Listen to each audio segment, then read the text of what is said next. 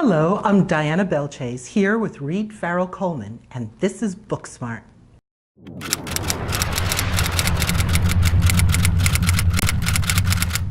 Reed, thank you so much for being here.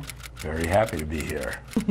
Well, for those of you who've been living in a cave somewhere, Reed is now number 13 on the New York Times hardcover bestsellers list, which is quite a feat. Tell me about the book. Sure, the book is called Robert B. Parker's Debt to Pay. It is a continuation of the very popular Jesse Stone series, which takes place in a mythical town called Paradise, Massachusetts, and the character is played on TV by Tom Selleck. Now, are you the original author of this series? No, Robert B. Parker was. But you don't look like Robert B. Parker to me. What happened? Unfortunately, Mr. Parker passed away in 2010, and a gentleman took over the series for 3 books. His name was Michael Brandman, and then the estate and Putnam and Michael parted ways, and I was taken on as... How did that happen? So you are now writing the books in lieu of the author. Yes. How did that happen? I thought it happened this way. After Bob passed away, his wife Joan went to an editor and asked him, could you please do something in dedication of Bob, because you know Robert B. Parker was the dean of American detective fiction. Absolutely. And so could we do something to honor him? And this gentleman got together a group of very famous mystery authors and wrote an anthology of essays about Bob Parker and his most famous character, Spencer. But of course, when they came to me, they said, you can't write about Spencer, you have to write about Jesse Stone. So I thought, well, the estate was going to part ways with Michael. We've read this essay, he gets it, we'll hire him. Not how it happened. So how did it happen?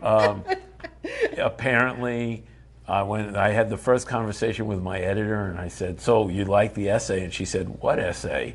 I said, in the book. She said, what book?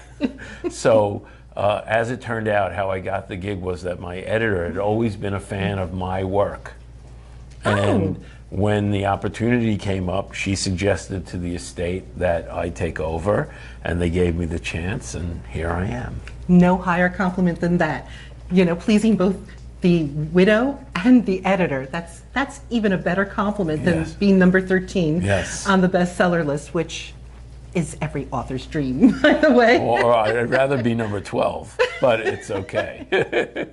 Now, you are an unapologetic New Yorker and Brooklynite by origin, right? Correct. So tell me, how did Brooklyn help shape you and form you as an author? Well, in some ways, it's just the nature of Brooklyn. If you've ever been to New York, you're always competing, you're always fighting, you're always trying to be heard above the din, and that really helps. And unfortunately, I had an experience which shaped me as a crime writer, in that when I was 15 years old, I watched someone die of a gunshot wound right in front of me. And that experience has never left me, and has left a mark on me in terms of that violent crime. There's nothing funny about violent crime, and that so I always wanted to portray that, having witnessed it. And so, and I guess I was always driven to write, so who knows?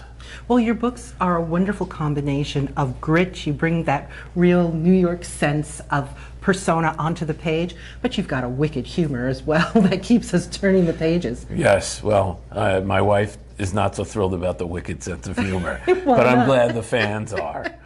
Why does she have against your wicked sense of humor? Oh no, she's been married to me for 33 years. It gets old. It gets old.